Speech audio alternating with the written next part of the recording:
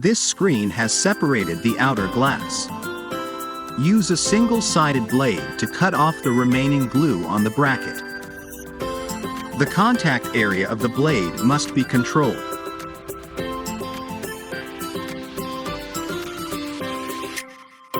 The blade is close to the bracket.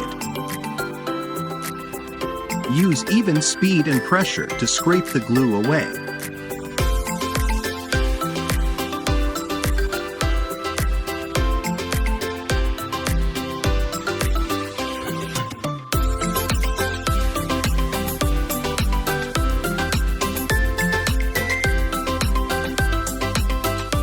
Next step is to clean the screen.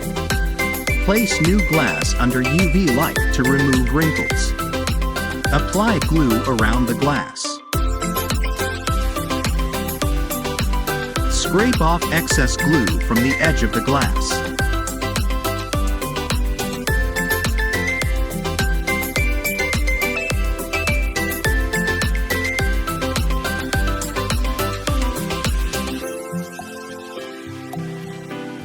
Align glass mounting screen.